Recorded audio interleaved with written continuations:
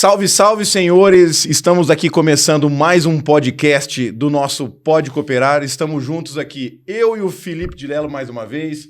Muito obrigado, meu parceiro. Valeu, Ronaldão.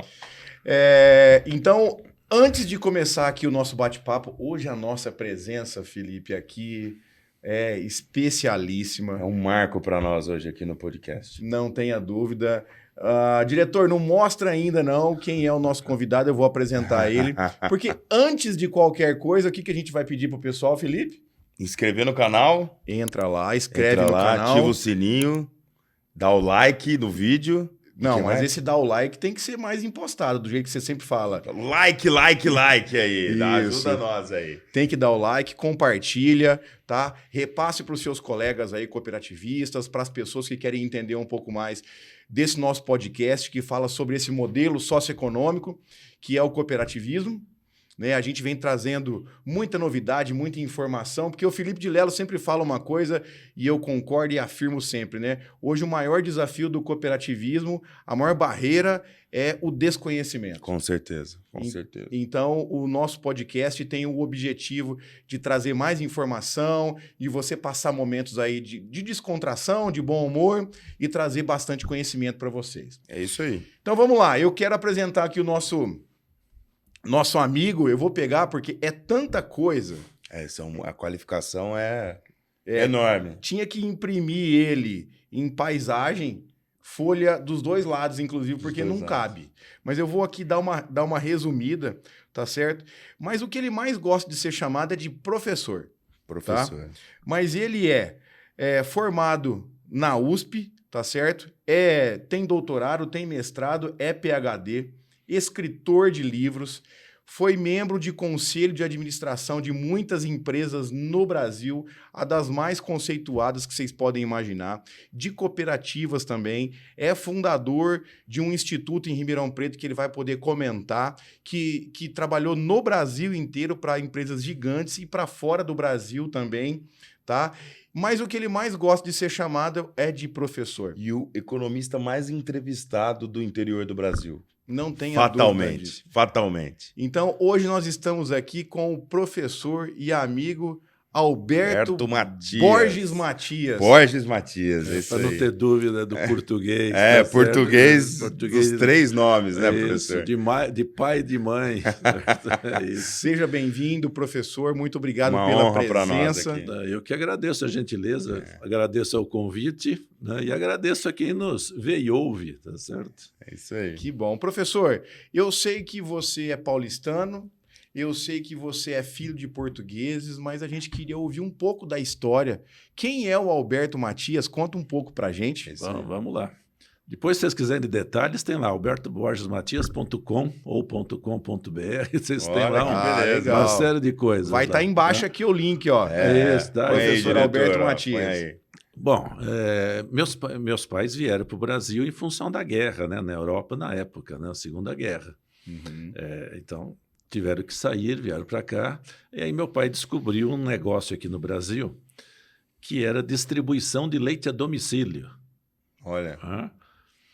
E aí, só para fazer um parênteses, naquela época eu era leiteiro em São Paulo, entregava leite de porta em porta de madrugada, e já que eu entregava leite, eu estava desenhando supermercado a domicílio.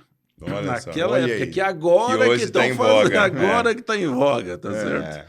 Então eu já fazia isso. Então esse senso empreendedor natural está nas minhas veias, né?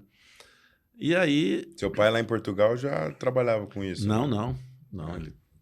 Era outro trabalho, era trabalho na roça, tá certo? Na enxada. E aí depois aqui ele foi tentar descobrir o que era isso, o que podia fazer aqui para viver, né? Porque a vida era dura aqui também. Né? As famílias de portugueses, de italianos, de espanhóis, de franceses. Nós temos no Brasil a comunidade mundial. Exatamente. O Brasil é o mundo que deu certo. Tranquilo, você pegar uma sala de aula, 40, 50 alunos, e perguntar a origem das famílias, você vai ficar surpreso. Né? Então, isso aqui é um negócio muito interessante. Quem briga lá fora, toma chopinho aqui. A maior colônia, a maior população de japoneses fora do Japão. Isso. A segunda maior colônia de italianos, né? Fora Tem da mais Itália. libanês no Brasil do que no Líbano. Tá exatamente. certo? Então, este é o Brasil. Esse é o Brasil. Essa é a nossa terra querida, tá certo? Então, em função desse processo todo, trabalhei com ele e família europeia quer que os filhos estudem. Né? Meus pais não estudaram. Queriam que eu e meu irmão estudássemos. Então, aí, em função disso, falei com eles, né? Ó, vou fazer até o exame para entrar, mas não me pede para entrar assim, porque tem muita gente boa concorrendo. Então, aí meu irmão depois fez também. E aí, na brincadeira de madrugada, um cliente abre a janela lá, parabéns. Pelo quê? Você entrou na USP. Aí eu não sabia. Saiu no jornal. Não, porque eu não fui nem ver, porque tinha certeza que não ia entrar. Tá? Então, se não fosse ele ter aberto e me parabenizado, eu não tinha entrado na USP. E meu irmão entrou no ITA. Certo? Olha, ele fez ITA. Fez ITA.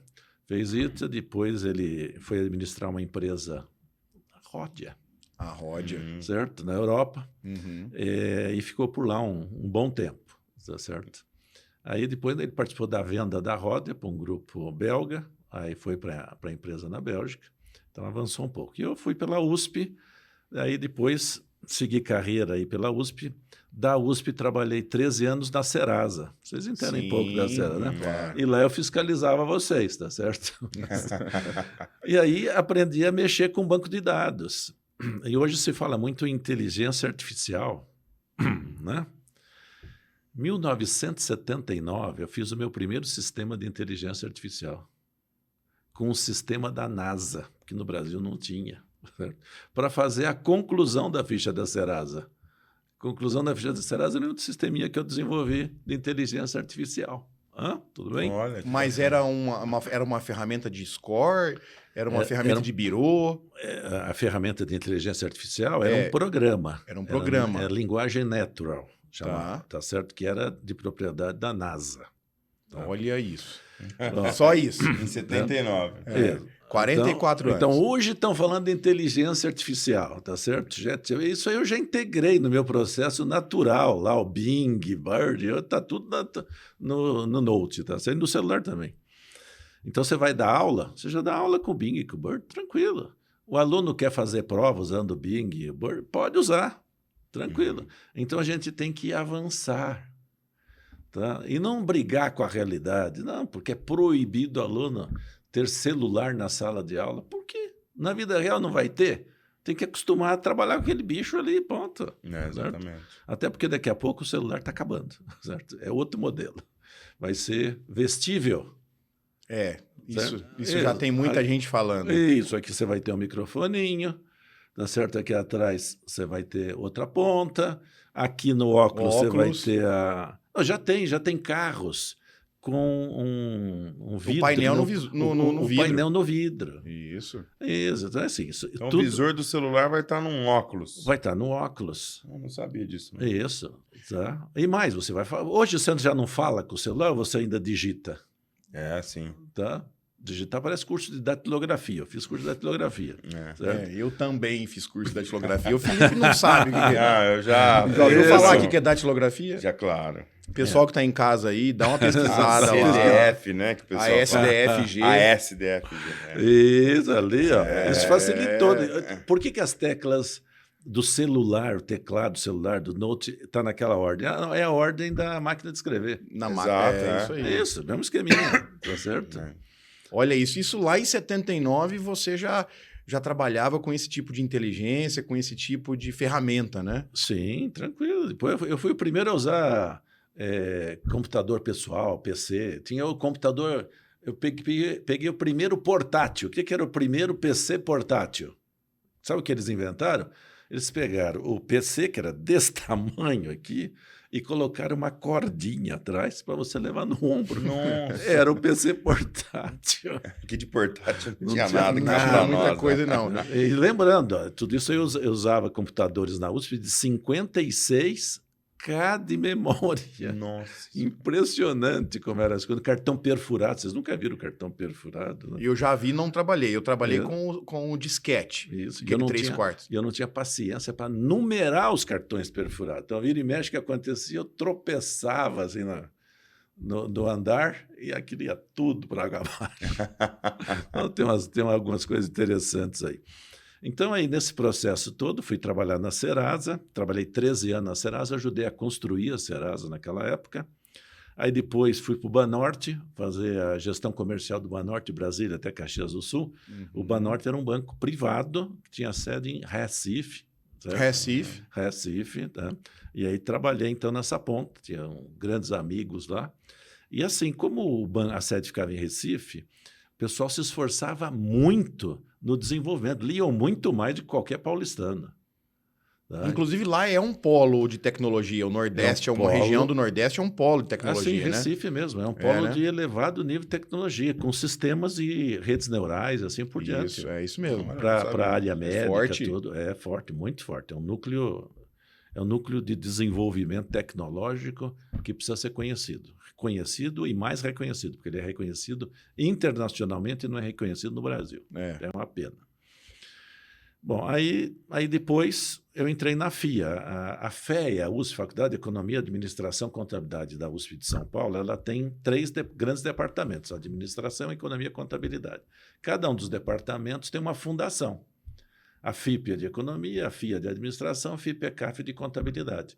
Então eu entrei, teve um concurso para professor lá, 38 membros mais ou menos ali disputando, e eu ganhei. E entrei para o departamento de administração e fui trabalhar na FIA também. E aí fui para o Banco Central. Departamento de fiscalização do Banco Central para desenvolver. Fique à vontade, essas alturas Fique bem tranquilo. Isso aqui é um bate-papo para a gente poder conversar e entender um pouco da sua história. Vamos lá. E aí, departamento de fiscalização, fui montar o sistema de fiscalização indireto de bancos. Porque até então a fiscalização era toda direta. A gente pegava inspetores do Banco Central, mandava para o banco para fazer a fiscalização. Tá. Aí eu montei, com base no conhecimento que eu tinha da Serasa, montei uma central de análise de bancos e instituições financeiras. Tá? Aí, com base em inteligência artificial, um pouquinho mais, o sistema já dava a possibilidade daquele banco quebrar lá para fiscalização. Entendi. Aí análise de balanço. Acendia a luzinha e o pessoal já ia tomando cuidado ali. Tá certo? Que legal. Que ano que foi isso? Foi começo de 80? Foi 88. 88. Não tinha o fundo garantidor ainda, né? Não tinha. O fundo garantidor foi depois que veio o fundo garantidor e mais recentemente o fundo garantidor das cooperativas. FGCOP. Cooperativa de crédito. Isso. Tá? Que veio do pessoal do Banco Central. Isso, exatamente. O FGCOP ele é de 96. O FGCOP, porque foi quando foi criado o Bancob e o Bansicred. Isso. Que são os bancos 748 e 756. Assim que os bancos foram criados, porque teve, se você me permitir, que a gente entrou nesse assunto, no final de 80, Felipe, existiu um banco que chamava BNCC. Banco Nacional de Crédito Cooperativo. Banco Nacional das Cooperativas de Crédito. Isso. E esse banco ele foi extinguido no começo de 90, no governo Collor. E aí, em 96, foram criados esses 2 bancos. Hoje tem outros, né? Que é o Banco da Cressol, tem alguns outros, a Ailos, que é um outro sistema cooperativo também que está começando um projeto. Ah, tem um banco? Está começando um projeto, já, se não me engano, é o 085, Banco da Ailos. Eles começaram dentro da ideia de CSC, Centro de Serviços Compartilhados. Isso. Que era para prestação de serviço para singulares. Tá. Então, o CSC que o senhor está falando estava dentro do Banco Central. Não. Eu estou falando do método usado para a criação dos bancos cooperativos. Foram como um centro de serviços compartilhados. A Serasa é um centro de serviços compartilhado. Tá? Quem fundou a Serasa foram todos os bancos brasileiros. Todos os bancos brasileiros tinham uma central de crédito. Isso. Para fazer a análise de quem? Dos mesmos clientes. Então, fizeram o quê? Fizeram uma cooperativa de cadastro e crédito. Olha só. Que era a Serasa. Eu não sabia disso. É isso. Todos os bancos tinham uma participação. É isso. Aí, ao invés de você ter a tua área de análise de crédito, estava tudo na Serasa. Aí tinha um sistema que chamava Toda a Produção. Toda a produção era a venda de toda a produção da Serasa para o Banco do Brasil, para Itaú, Bradesco.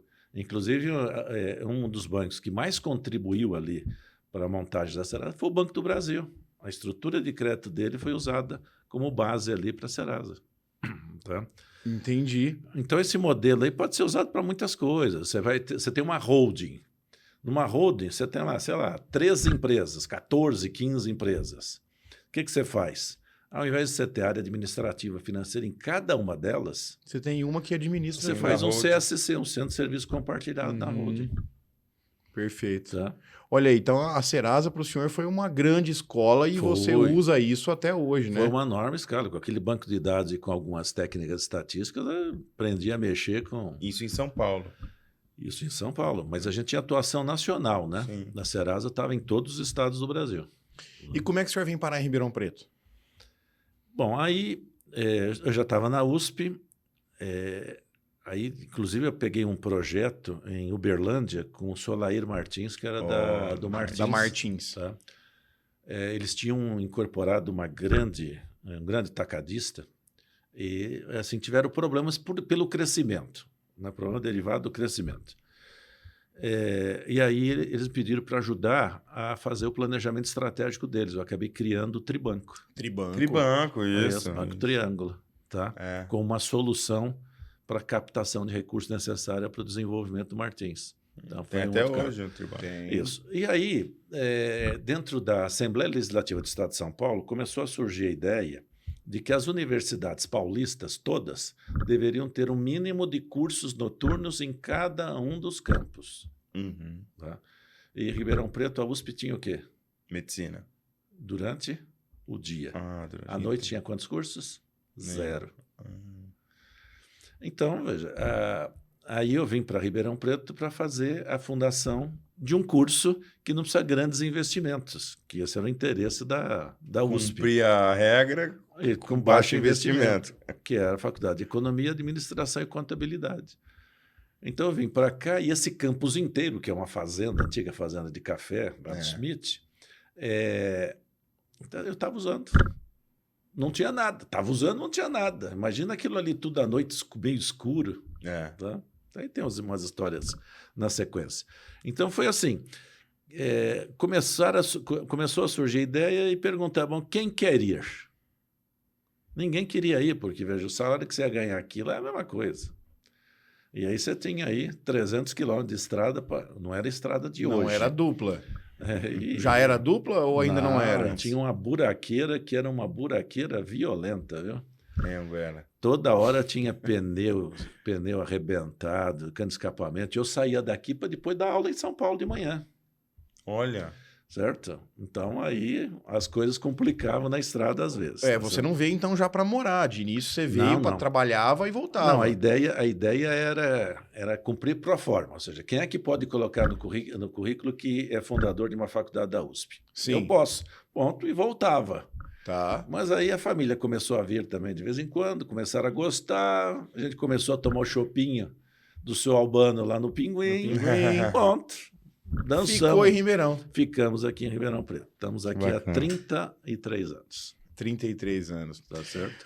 Professor é uma referência no interior e no Brasil hoje como economista, mas assim, pouca gente conhece dessa história do senhor também, que passa pelo INEPAD, né? Isso. E aí é quando também você começa a entrar no modelo cooperativista. Conta um pouco da história do INEPAD para a gente.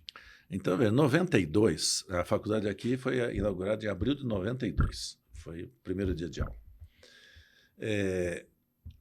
Veja, Ribeirão Preto era fora do mapa. O mapa do Brasil era São Paulo, Rio, Brasília e ponto. Uhum.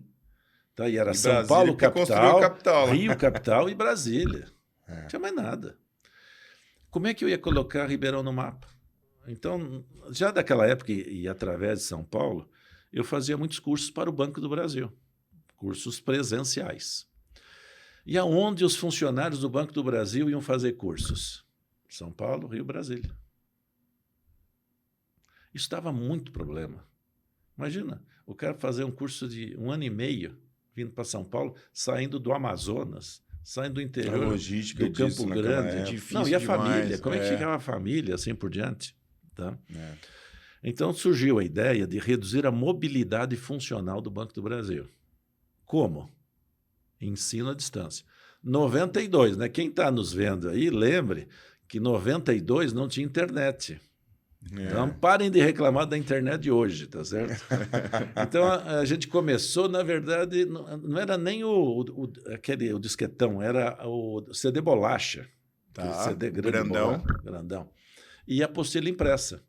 E a gente fazia isso aqui, nós tínhamos 6 estúdios de televisão aqui, que poucos sabem, que estava lá na casa, quando você viu lá. Isso, Aí depois a gente colocou ligação com satélite dali e tudo, então foi sofisticando. E aí, então, andamos. Só no Banco do Brasil eu formei mais de 30 mil alunos à distância. E era a distância assim, a distância para o Brasil inteiro, saindo caminhões do Correio aqui de Ribeirão Preto.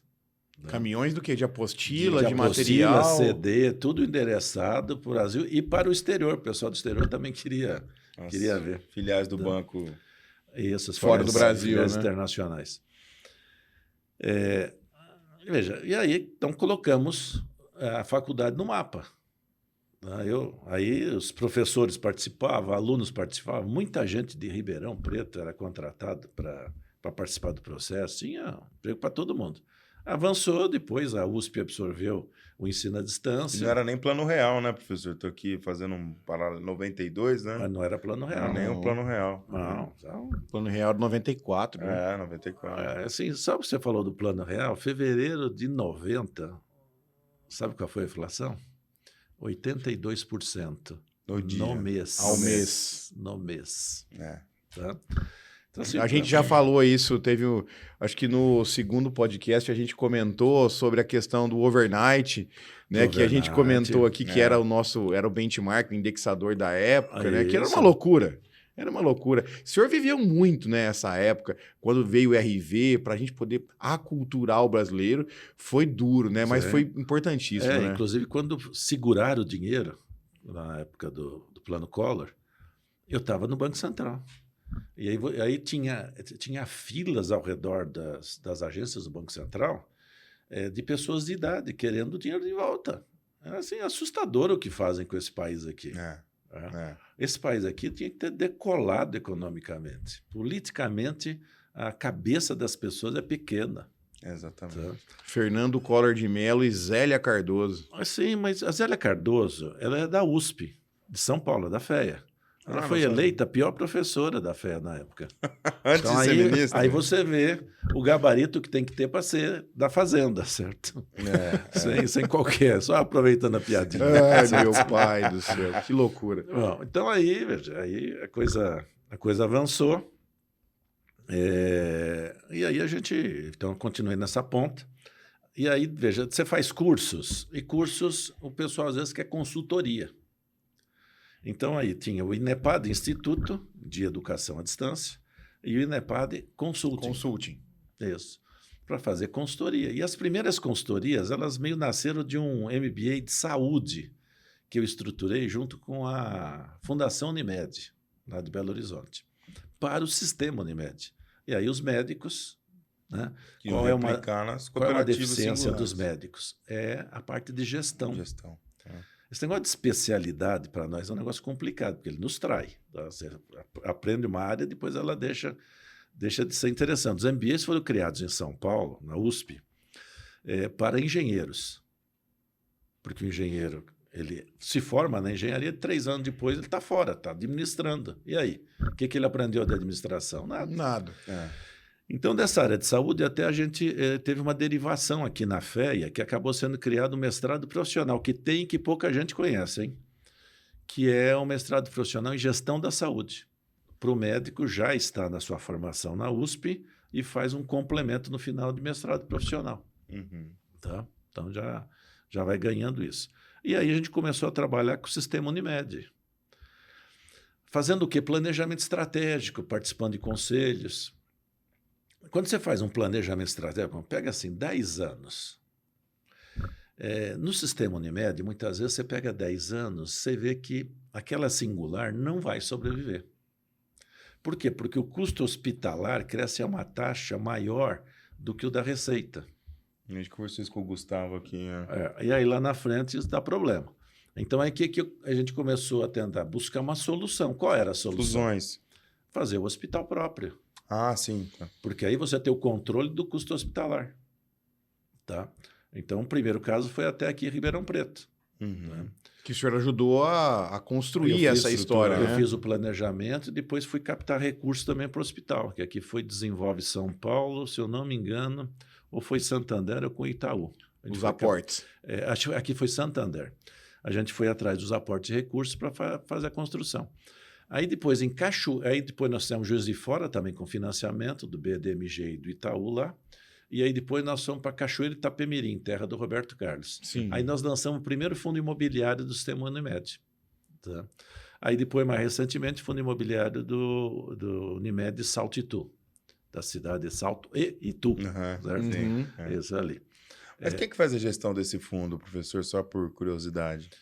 Veja, um fundo você tem que ter a catalogação na CVM, a autorização da CVM, e faz depois o registro na B3 também, para fazer a liquidez das cotas. Tá. E aí você vende cotas.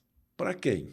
Para os médicos. Deixa eu fazer um preâmbulo ali, porque teve uma razão de ter lançado o fundo imobiliário. Já foi aqui em Ribeirão Preto, né? Os médicos olharam o hospital e falaram, professor, bonito hospital aqui que o senhor andou fazendo aqui, né? Bonita a dívida que o senhor fez em cima de nós aqui da Unimed. E nós, médicos, fazemos o quê quando a gente se aposenta? Isso é um problema no sistema cooperativo. Quando você se aposenta, você leva o quê? A cota capital, né? No caso do cooperado lá, né? Mesmo. O que é cota capital? Quanto é isso? Não dá certo. Essa é uma questão a ser muito discutida ainda dentro do sistema. Capitalizar. Porque, só para a gente poder entender e o pessoal de casa entender também. No caso da Unimed, o médico é o cooperado. Isso. Não pode confundir, viu, pessoal? Porque às vezes vocês são usuários, o atendimento continua normal, Uma enfim. cooperativa de médicos. Uma cooperativa de médicos. Prestador Então, de serviço. o cooperado é um médico. Quando ele entra, o Gustavo comentou aqui, que é o presidente da Unimed Ribeirão, que hoje para um médico entrar hoje na Unimed Ribeirão, dependendo da especialidade, é mais caro. Você pega o que tem muito médico, hoje é R$500 mil para você poder entrar de cota capital. E quando ele aposenta, ele resgata esse valor. Praticamente valor histórico. Imagina que sem correção. Anos. Entendi. Então, vê lá atrás, quem entrou com R$50 mil faz o que hoje? Sim. Que ele ganhou também. Ele construiu a vida dele em cima disso. De repente a vida parou. Ele se aposenta. Então, assim, nós temos que pensar num sistema de capitalização para os cooperados. O sistema de crédito cooperativo está começando a desenhar esse sistema previdenciário. Tá ainda gatinhando, mas já está andando. Então, é um ponto a se pensar. Tá? Mas aí, veja, aí o médico começou, e nós choramos. Quando se aposentar, faz o quê que esse hospital chora? Aí eu entendi a ideia. Então, como é que a gente faz? Sistema capital cooperativo. A gente vende cotas para os médicos. Do fundo. Isso. Para capitalizar o patrimônio dele, para começar a rentabilizar. rentabilizar. O patrimônio dele, isso. Sim. Tá? Então, ele vai ser dono, ele vai passar ali, enxergar, além do orgulho, ele vai ter também algum dinheiro. Aí depois você vende para outros. Ribeirão, não posso vender para os médicos da Unimed Campinas e de outras Unimedes. Não posso vender para as Unimedes? Posso. Não posso vender para o sistema de crédito cooperativo? Pode. Posso. Isso já foi para o mercado de balcão, esse fundo imobiliário das cooperativas. Hoje, qualquer pessoa que quiser comprar esse fundo, ele pode? Como é que está isso hoje? Pode. Qualquer pessoa já. Desde tem a liquidez, porque assim, as pessoas também, os médicos, quando estão com as cotas, também não querem vender muito, né? Tá. Aí já está no mercado. Você já tem isso no mercado. Tá? Então, aí a gente começou a desenvolver essa ponta aí do sistema cooperativo e a fazer consultoria, fazer trabalhos. Então, dentro desse sistema, o Inepad Consulting, a gente teve uma derivação para as Unimedes, especializada nessa área, que aí nasceu a Axis Health. Está especializada nesses projetos da área médica. Não só para a Unimed, porque outros começaram a pedir também. Então, derivou um ponto por aí. Agora, eu consigo, no fundo imobiliário, fazer a parte imobiliária, infraestrutura e equipamento. Hoje, um hospital de 120 leitos, eu vou gastar na infra 120 milhões. Tá? E mais 60 de equipamento. Nossa, metade da infraestrutura. Olha, esses 60, como é que eu faço? Não tem forma de você fazer isso a não ser direto pelos fornecedores. Tá?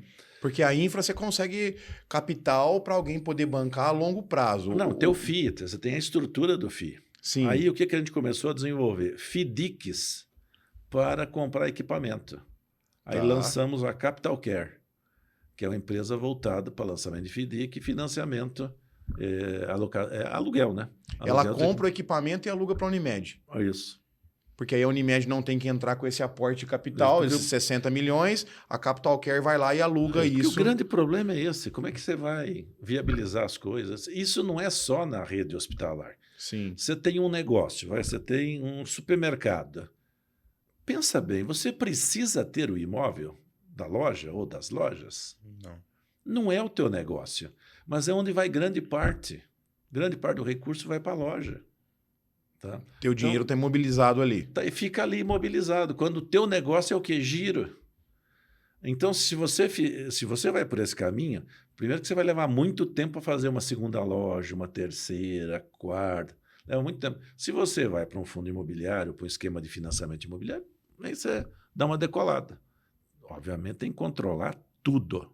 Controle é essencial. Planejamento, organização, direção e controle. E controle. Certo? Tem que ser essa base. Então, aí a gente seguiu por essa ponta, aí tem as outras organizações, e a gente vai se divertindo. Aí me aposentei da USP hoje, faço consultoria. Da USP. Chega, né? Chega com 33, depois de mais de 30, quase 35 anos, chega. Tá certo. Ciclo, a gente tem que aprender que nós temos ciclos na vida. Tá? Gira. Aí eu tenho 4 filhos, 7 netos. Tenho 4 filhos naturais, 4 filhos adotivos, casados com os naturais e 7 netos. Legal. Certo? 7 netos. Então, assim, por que eu vou ficar brigando com os filhos agora? Eles querem discordar de mim, discordem à vontade. Não tem problema. Agora eu estou cuidando dos netos. Daqui a pouco, pode ser que tenha outro ciclo aí, certo? Se Deus quiser. Então, esse ciclo USP, o ciclo da Serasa, depois de 13 anos, acabou. Certo? Aí começou o ciclo USP. Acabou, vamos para outra. Que legal. Esses ciclos aí, esses tempos atrás, eu conversando com uma pessoa que nós conhecemos bem, a gente já citou ele aqui no podcast, o Osmar. Sim. Que hoje faz parte de um sistema financeiro cooperativo também. E ele um dia falou para mim sobre esses ciclos. Ele falou assim, a vida são ciclos de 15 anos. Pode prestar atenção. E aí ele foi descrevendo a cada 15 anos a nossa mudança comportamental, de maturidade. E o senhor falando agora faz todo sentido. Faz todo sentido. Porque a minha vida também, ciclos de 15 anos, o que a gente vai aprendendo, o que a gente vai apanhando, o que vai sofrendo, o que vai comemorando também. Com certeza. O Serasa foi 13, praticamente 15. Aí a minha vida USP São Paulo, mais ou menos 15, aqui também. Então... Ô, professor, o Felipe trouxe para a gente aí uma novidade hoje. Isso, um vídeo que é do Roberto Campos Neto, presidente do Banco Central. Felipe, por favor, faça as honras aí. Vamos, é um vídeo, né? Achei muito bacana, a gente fez esse recorte, inclusive ele fala, e foi uma surpresa, né, Ronaldo? Porque ele fala um presidente do Banco Central que tem dado uma atenção para o cooperativismo, principalmente de crédito, e ele fala da importância aí do cooperativismo dentro do sistema financeiro nacional. Vamos rodar, diretor, o vídeo do presidente Roberto Campos Neto. Do senador Reis. A gente fez um grande plano de cooperativa de crédito. Tem um estudo da FIP muito interessante sobre cooperativismo que mostra que na pandemia a negação de crédito de uma cooperativa era menos de 1/3 do que de um banco normal. Por quê? Porque a cooperativa conhece o seu cooperativado, conhece o membro da cooperativa. E em tempos de crise, o que faz a concessão de crédito ficar escassa é o que a gente chama de assimetria de informação. Se eu tenho menos informação sobre as suas atividades, senador, em momentos de crise eu tendo a não conceder crédito. Se eu conheço exatamente o que você faz, em momentos de crise, a minha concessão de crédito tende a ficar mais estável. Então a cooperativa teve um papel fundamental, porque nos momentos de crise não só concedeu mais crédito, como concedeu crédito a taxas mais baixas e, mais importante, as captações. A cooperativa, para captar dinheiro antes, ela tinha que ir através de um banco. A gente basicamente criou várias regras para que a cooperativa pudesse captar dinheiro direto. Eu me lembro uma reunião com grandes banqueiros, que um dos grandes banqueiros levantou a mão e disse: poxa, tem uma agência da Sicredi na Faria Lima, como é que pode isso? E eu me lembro que na época eu respondi: bom, mas por quê? Só você pode ter agência na Faria Lima? A ideia é exatamente que a cooperativa também possa estar no lugar onde as pessoas que têm dinheiro estão e que ela possa captar, né, com instrumentos diretos para poder fazer o financiamento das suas atividades. Eu acho que ele dá um destaque muito importante, né, do cooperativismo. E a gente... O cooperativismo de crédito cresce 2 dígitos há décadas. Há décadas, o senhor antecipou. Há décadas. Eu escrevi, uma tese minha de doutorado foi sobre o futuro do sistema bancário brasileiro. Eu ia perguntar isso. Na época, nós tínhamos 16 grandes bancos privados nacionais de varejo, do tamanho dos grandes de Itaú e de Bradesco aqui.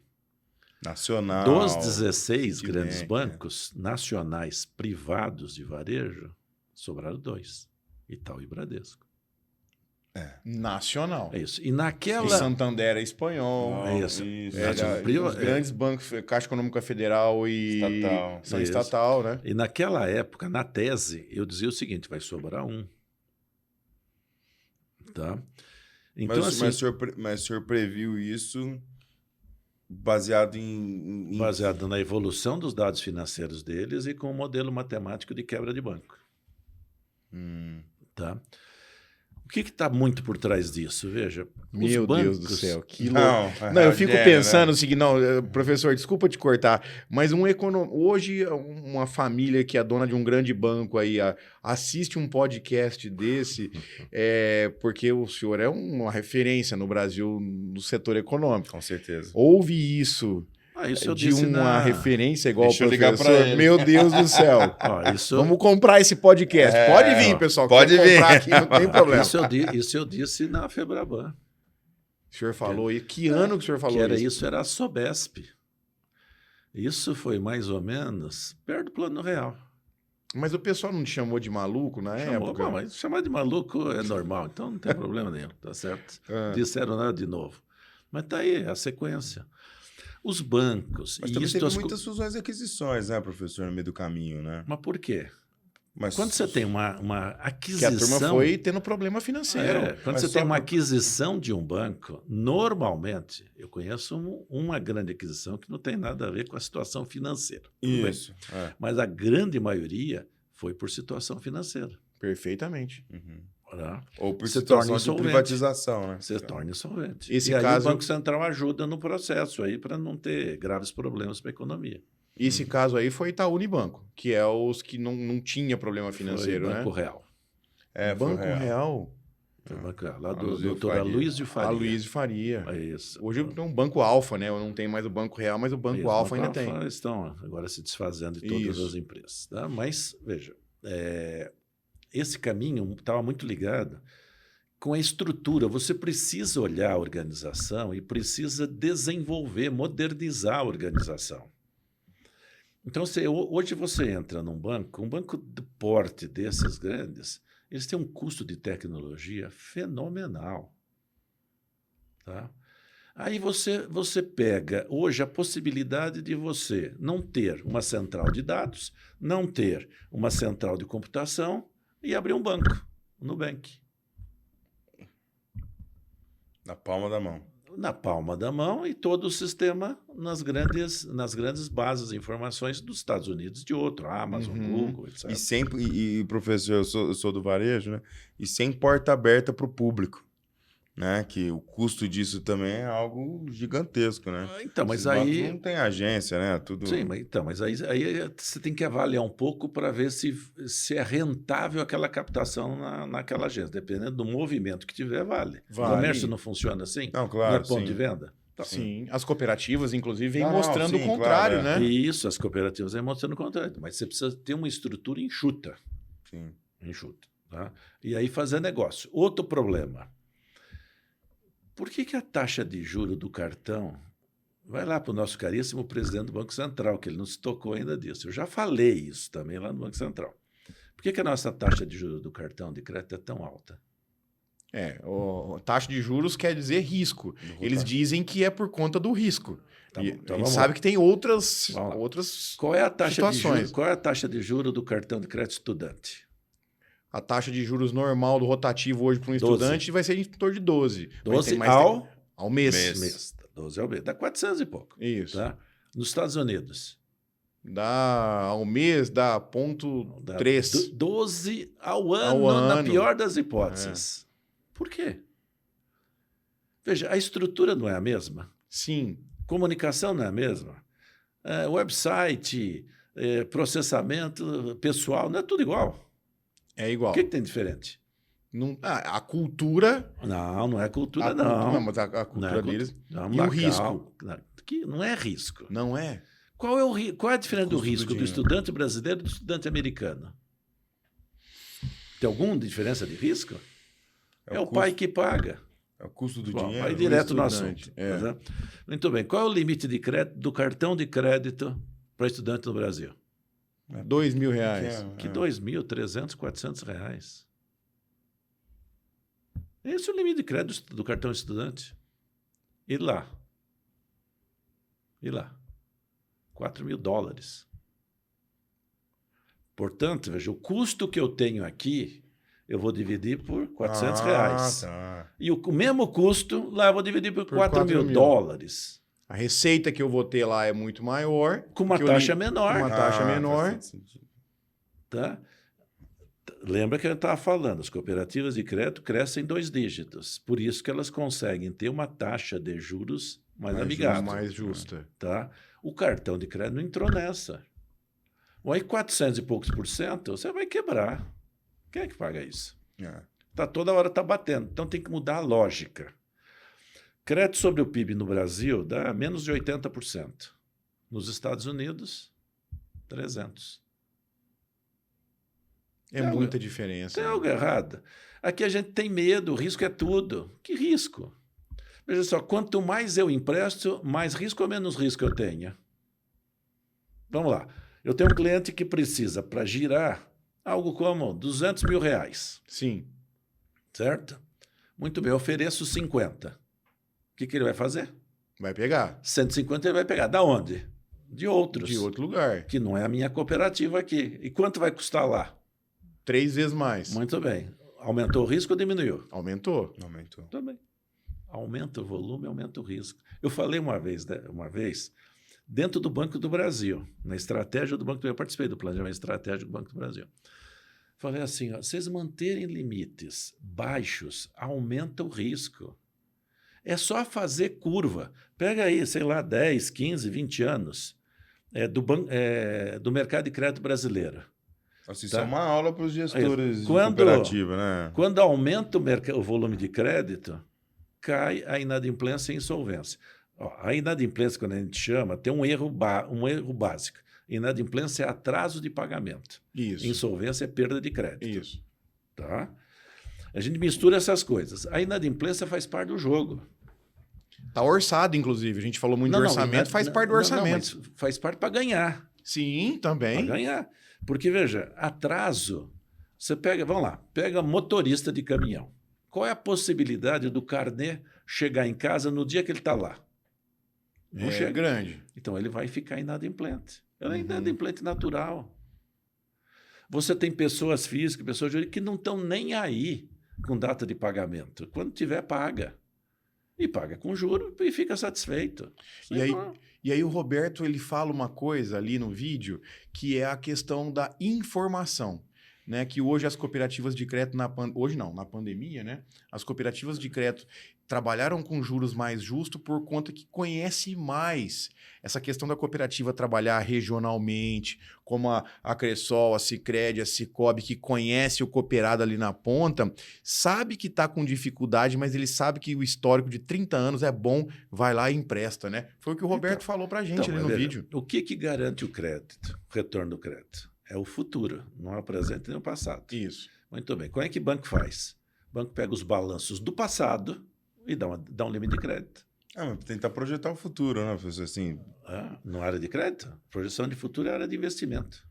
Fluxo de caixa projetado. Ninguém pede isso hoje para fazer uma análise de crédito. Tá, Só pega o balanço. Olha, o que eu fiz na Serasa, o que eu fiz de curso para bancos sobre como analisar a ficha.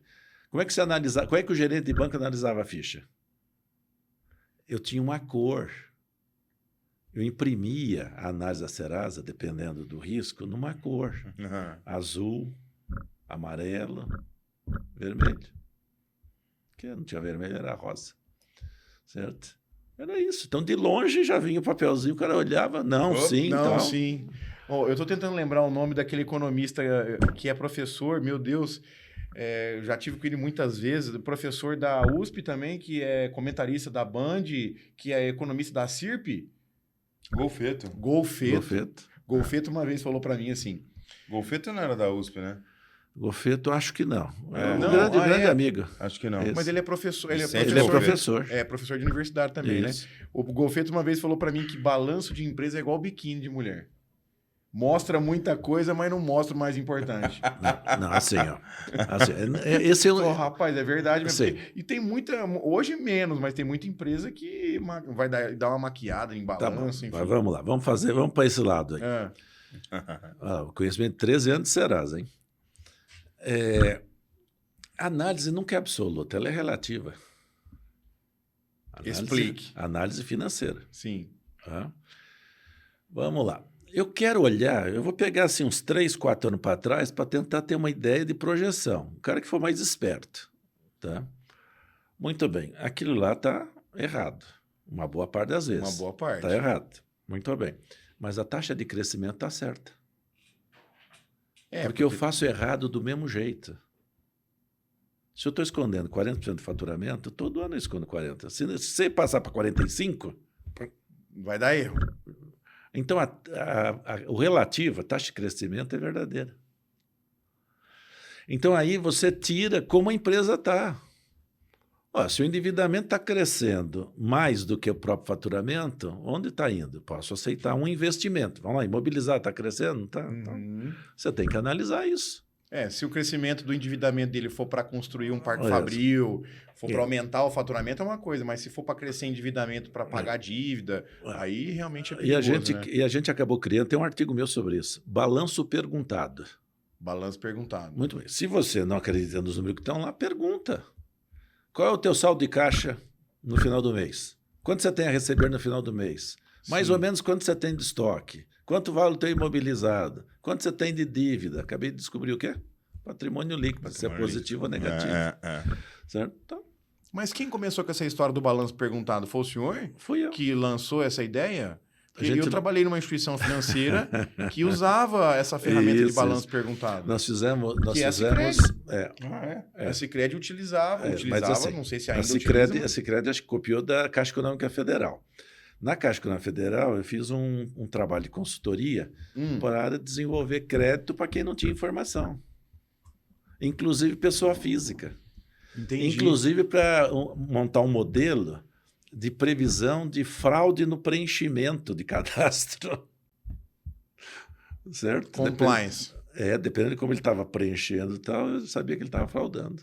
O sistema sabia que ele estava fraudando. Meu Deus, mas aí é muito intrínseco uma situação dessa. Você criou um sistema para poder pegar essas situações? Na Caixa, nós fizemos montamos uma central, nós fizemos acho que 120 mil ligações telefônicas para clientes da Caixa.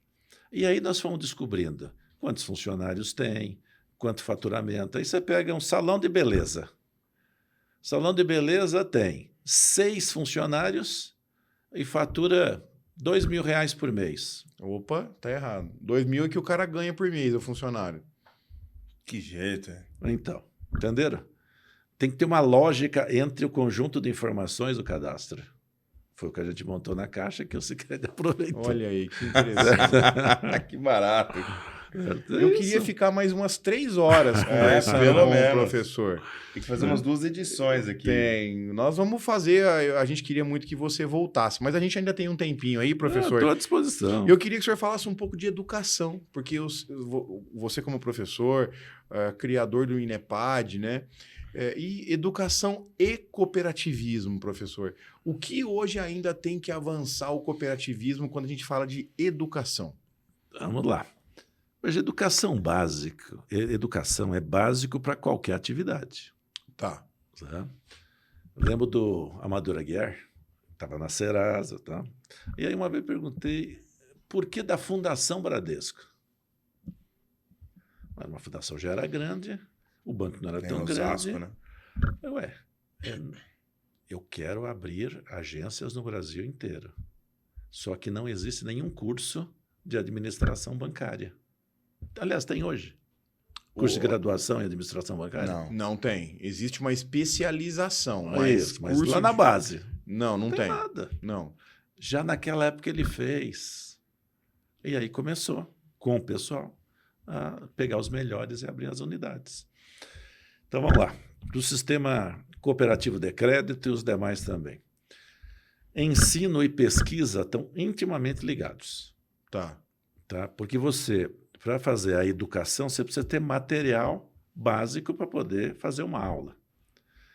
A pesquisa no cooperativismo ela é pequena ainda. Tem pouco material. Conhece algum livro de marketing cooperativo? Não. Não conheço. Gestão de pessoas cooperativa. Não. Finanças cooperativas. Tem um. Já tem Acho que alguma tem um. coisa. Né? O Enio Mining, que é hoje um ícone do cooperativismo brasileiro também. Isso, Sistema Enio. Cicobi, né? É, do sistema Cicobi. Ele tem vários livros e ele tem um de finanças. O Enio é brilhante. Tesouraria de cooperativas. Desconheço. Entendeu? Não, com certeza não.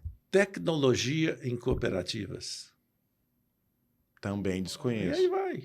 Mas, professor, assim, uma pergunta. Por exemplo, tecnologia, mas tem tecnologia bancária ou financeira? Sim. Na avaliação do senhor acha que tem diferenças Veja só, cooperativa de crédito... que justificariam ter um negócio... Tá. com ênfase? Cooperativa de crédito é diferente de banco? É. Responde a tua pergunta. Veja, qual é uma grande diferença? Que coisa. Qual é uma grande diferença? Não é atendimento, não é a compreensão do cliente, do cooperado. Muito bem, se você tem que compreender o cooperado, você tem que fazer uma tecnologia para isso. Por exemplo, por que na cooperativa de crédito eu não abro o meu sistema para fazer o gerenciamento financeiro do cooperado? Na fazenda, no comércio, em serviço. A partir daí eu tenho limites. Eu tenho dados dele, posso fazer limite de forma instantânea.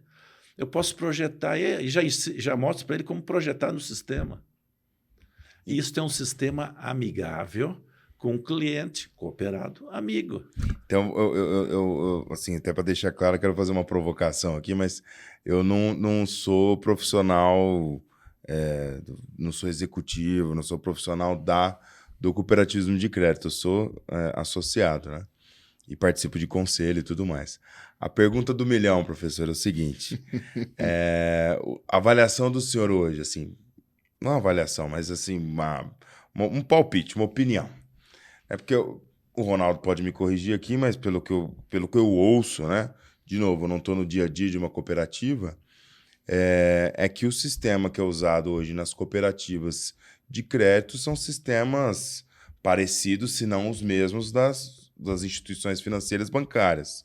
Sim. Correto, né? Okay. Então, assim, se a gente entrou nesse assunto, né, que o senhor trouxe aqui, se as cooperativas de crédito tivessem um sistema realmente de cooperativa, já que a gente chegou à conclusão aqui de que de cooperativa de crédito e banco não são as mesmas coisas, o potencial da cooperativa de crédito ter uma performance maior e melhor seria muito, muito grande. É maior, Felipe. É maior. Não, se tivesse um sistema... Isso. Se alguém, olha, tem aqui Veja um só, sistema vamos para... Entende? Mas faz todo sentido Não, isso que o faz todo professor sentido, falou. né? O copiar, veja, o copiar faz sentido às vezes para você começar mais rápido. Então, Exato. o Banco Cooperativo, ele copiou porque os sistemas já estavam meio prontos. Isso. Agora, veja, as cooperativas já são parte importante do sistema de crédito brasileiro. Hoje, Tá na hora 15% de- do mercado já é das Tá na hora de cooperativas. repensar. Os processos, né? As análises, as avaliações. É isso, ó, quer ver? Só para começar a dar o gancho. Quem é grande beneficiário de taxa elevada de juros? O sistema cooperativo. Com certeza. Pega uma Eu ia falar o banqueiro, né? Mas Pega uma Entendi central. a pergunta. Pega uma central de cooperativa. Pega a demonstração de resultado. Qual é a maior receita? Crédito. Crédito. Financeiro. O financeiro. Aplicações financeiras em títulos do governo federal. Vou reparar. De uma central, você está De uma falando. central. Uma central. Ah, tá. De uma central. Porque da cooperativa hoje, Muito a bem. carteira da singular, a Se carteira a de crédito. taxa de Entendi. juros vai caindo, e a expectativa já focus é essa, o que vai acontecer com o resultado das centrais? Tende a cair. Muito bem. Significa o quê? Quem vai bancar a diferença? A singular. A singular. Olha a encrenca. Então, veja, tem que mudar. O ciclo da taxa de juro alta passou. Ou está passando. Tá passando. Tem mais 1 ano, 2 anos. E o senhor, assim, até aproveitando aqui, o senhor acredita realmente nessa tendência de queda da Selic, assim, né? Não sou eu que acredito. O Focus está aí. Quem é o Focus? O Focus tem mais de 100 instituições financeiras participando, dando opinião. Mas se a gente pegar o Focus, né? Porque aí Você seria... pode pegar o histórico, comparar com a realidade. Se a gente for pegar o Focus de dezembro de 2019, né? Olha, mas aí também a gente teve fatores... Você pegar 2022, o Focus, ele já estava dando uma indicação para 23. Uhum. Aí já tinha um horizonte, né? Eu não consigo dar uma mudança muito rápida. Por exemplo, quando você tem uma quebra de câmbio, alguma coisa assim, o Focus, ele tá todo mundo pensando meio do mesmo jeito. O professor meu de economia, que eu fiz faculdade na antiga Unicoc, né? O Jair Manuel Casquel Júnior. Fala assim, ceteris paribus, né? Essas constantes... se as variáveis permanecerem constantes, vai dar tudo certo, né? Muito bem. Por que a economia não funciona no Brasil? Por que a teoria econômica não funciona no Brasil? A variável não é constante nunca, né? Não é isso. Veja, qual é a base da teoria econômica clássica? Que os mercados sejam perfeitos. Uhum. No Brasil não tem. E no mercado de crédito mais ainda. 80% de crédito sobre o PIB, 300% de mercado perfeito, até dançou. Mas Tomar olha... muito cuidado com tudo isso. Tá? Eu baixo a taxa de juros para reduzir a inflação. Vale para o Brasil? Depende. Não vale, né? Não vale. Não vale. Eu aumento a taxa de juros e eu baixo a inflação.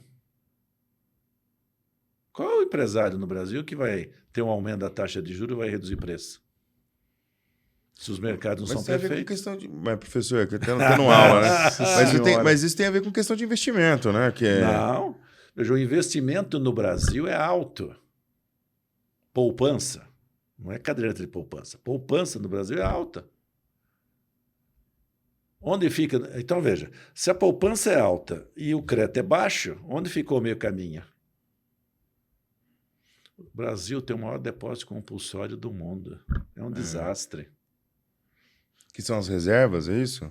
Depósito compulsório, de cada 40% que você deposita no banco, tá. isso aí vai para o Banco Central. Sim, sim. É o sistema financeiro bancário que tem. Tá bom. É uma questão de segurança que o Banco Central tem para poder... É uma outra ferramenta de controle de taxa Selic também e de inflação, na verdade, a questão do compulsório. Não, mas o compulsório aumenta a Selic. Aumenta, mas é uma ferramenta de E não controle baixa, também. e não baixa a inflação. É. Então, o controle é relativo. Tá? Assim, vocês estão duvidando do que eu estou falando? Não, Não pode duvidar. Não tem problema. E quem nos está... Pelo contrário, pelo Quem contrário. nos está assistindo também pode duvidar. Aí eu só sugiro o seguinte, pega uma planilha Excel, pega as bases do Banco Central, Selic e IPCA, e calcula a correlação das duas. Para a teoria econômica clássica valer, a correlação tem que ser negativa. Aumenta um, cai a outra. Sim. Não é?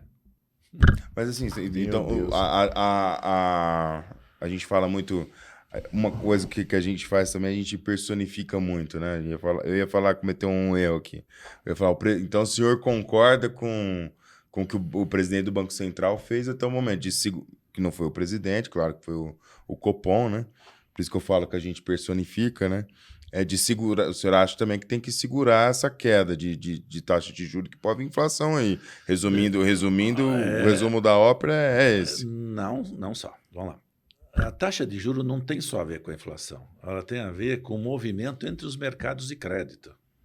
Na hora que eu faço uma redução da taxa de juros, o que acontece com a renda fixa? Cai. Então, o mercado de renda fixa cai. Isso. Muito bem. Qual é um mercado importante de renda fixa? Poupança, né? Imobiliário. Poupança e imobiliário. Uhum. Ué, e se tiver falta de recurso para crédito imobiliário? Você tem o crédito concedido por 30 anos, faltou recurso aqui na ponta. É um desastre.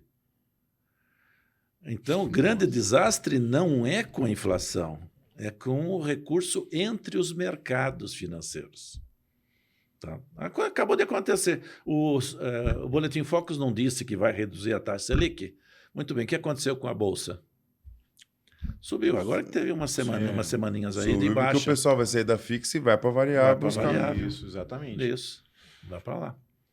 Aí tiveram uns arranca-rabo por conta de umas quebras aí, algumas empresas que quebraram, certo? Ou que estão em recuperação, aí assustou um pouco. Mas... Então a gente está experimentando uma coisa boa que é a independência do Banco Central, né? Porque fatalmente, se o Banco Central não fosse independente hoje.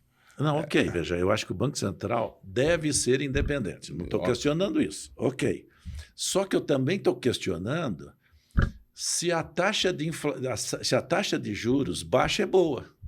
Sim. É boa para quem? Não, sim, eu estou querendo dizer exatamente isso, que é o que a gente aqui de fora, e leigo, enfim. Eu sou vendedor de doce, viu, professor? Então aqui eu tô... Muito bem, lá na venda de doce, tá certo? Você tem um dinheirinho e você faz uma aplicação financeira.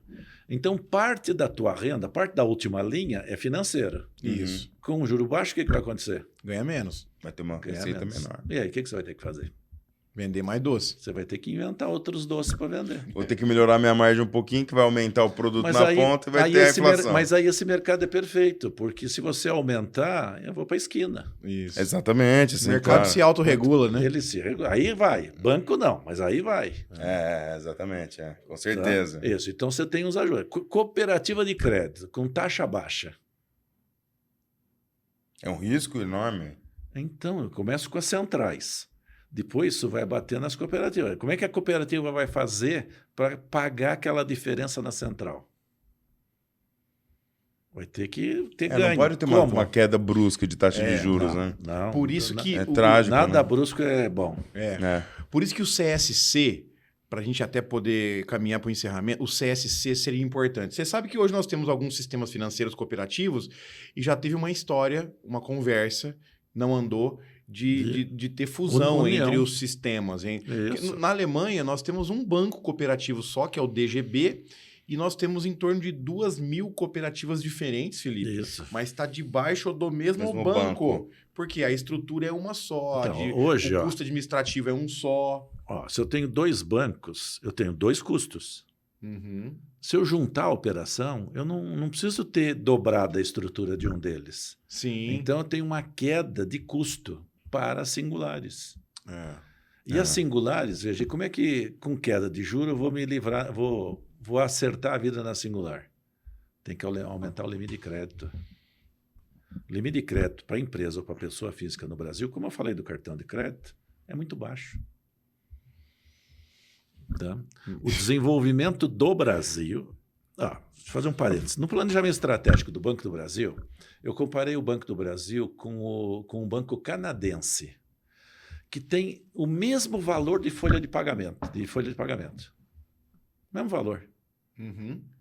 Só que tem 5 vezes ativo. Administra 5 vezes mais com a mesma estrutura. Com a mesma estrutura. Por quê? Porque a taxa de juros é baixa. É baixo. Não tem nada a ver com a produtividade do estrangeiro, do canadense. Não. Então, aqui é a mesma coisa. A cooperativa tem que aumentar os limites de crédito. Aí, quando eu falei isso no planejamento estratégico, aí o teu presidente falou, mas se eu aumentar o limite de crédito, vai aumentar Inadimplência. o risco. É o risco. Aham. Né? Eu falei assim, então vamos apostar? Assim, pega uma praça modelo. A gente acabou pegando Belo Horizonte.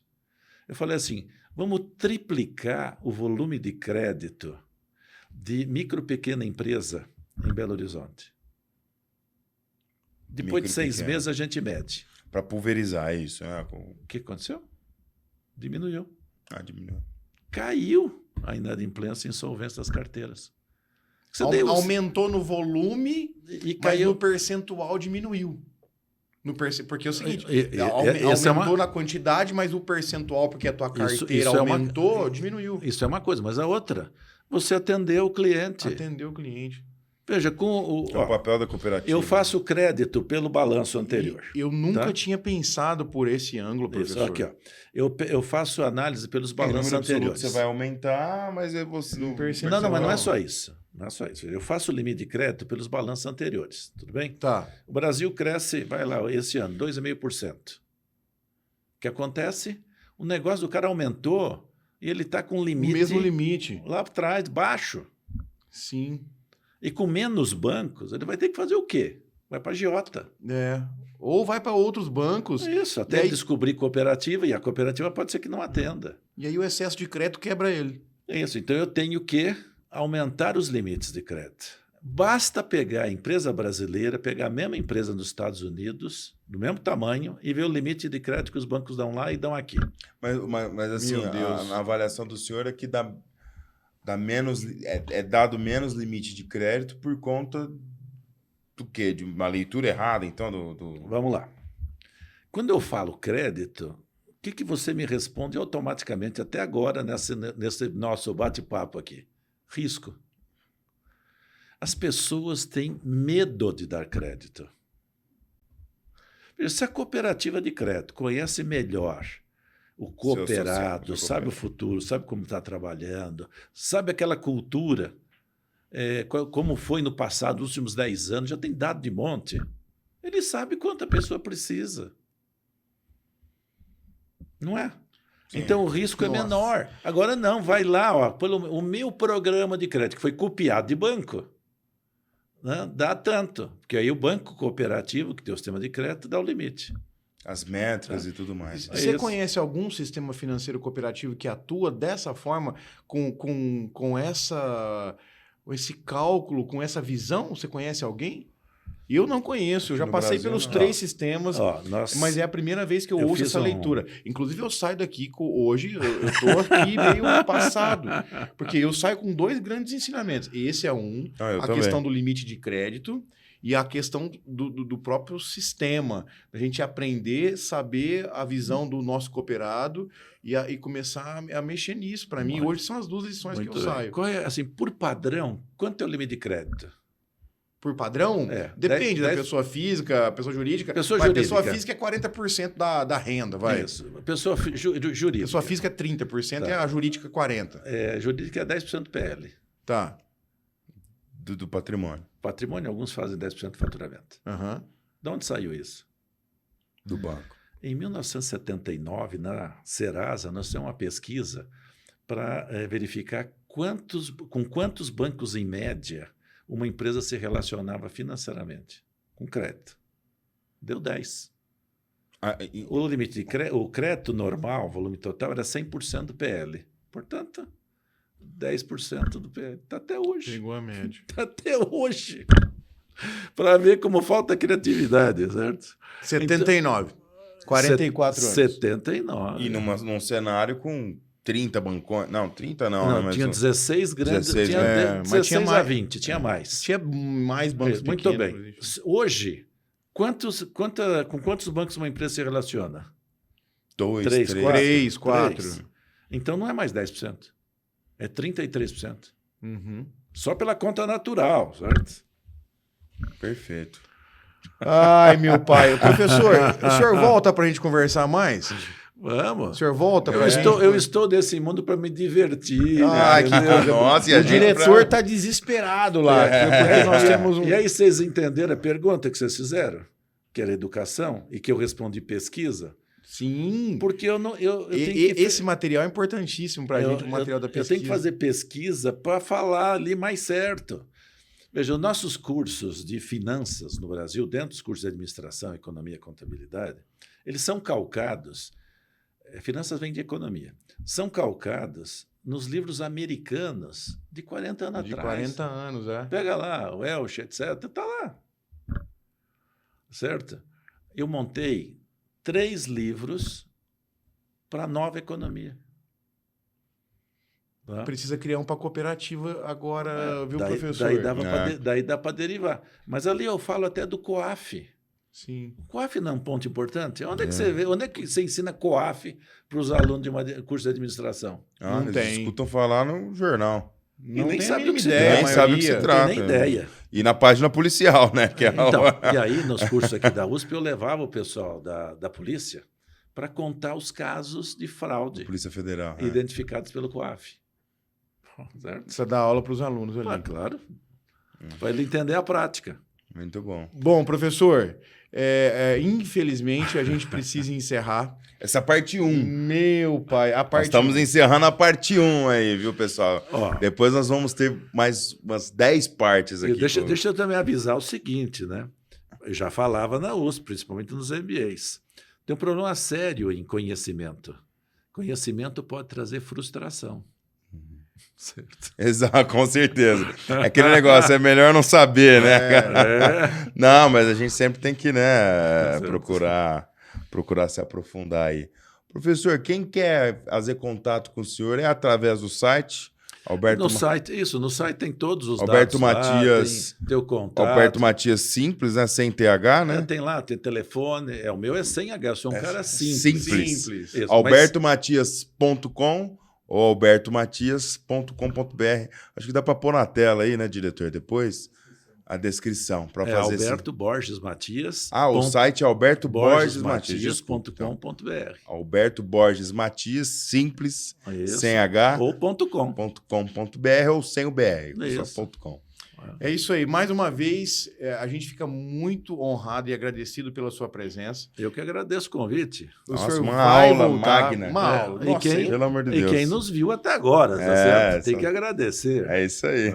Vamos pedir então para a turma lá de casa, você que gostou aí, dá um like, mete o dedo lá no like, nos ajude a compartilhar, ativa o sininho do Ativa o canal, sininho do por favor. Toda terça-feira estamos no ar com um episódio novo, né, Ronaldo? Sem dúvida nenhuma. O sistema cooperativo brasileiro ele é muito importante, vai se transformar ainda em mais importante e é necessário que todos conheçam o sentido do cooperativismo. Nós falamos muito do sistema de crédito, Isso. mas ele está presente na saúde, ele está presente na produção rural, ele está presente no comércio, está presente em todas as atividades. Tem uma informação, né, que se o cooperativismo, não só de crédito, como o senhor disse, o cooperativismo brasileiro fosse um estado, ele ia ser o 4º estado do Brasil. Sim. Atrás de São Paulo, Rio e Minas, e aí seria o estado cooperativo brasileiro. Aí. E nos principais países ele chega a representar mais de 1/3 da economia. Ah, sem dúvida. Olha aí, ó, o diretor dá vários cortes aí, essas frases do Dá professor vários Alberto conteúdo. Matias. Meu pai do céu. 1000. Coisa mais linda. Eu tô muito feliz. Eu Felipe, também. obrigado mais uma Obrigado, vez. Ronaldo. Pessoal Tamo de junto casa aí. aí, ó, a gente espera vocês. Compartilhe lá no Instagram. Tem novidade que agora a gente tá indo pro Spotify. Logo, logo aí nosso diretor vai passar essa novidade pra gente. Spotify, legal. O pessoal que não pode, às vezes, ou Cara. assistir, tá? Ouve no Spotify Legal. pra gente O também. streaming é o É o presente futuro. pro É, futuro. o futuro não é o presente, né? Nem se fala. É. É isso mesmo. Então, pessoal, forte abraço para vocês. Muito obrigado aí e Até a acompanhe próxima. nosso canal. É isso aí. Como é que é? Ficou faltando. Se eu posso cooperar, Você também pode cooperar. pode cooperar. Vamos juntos.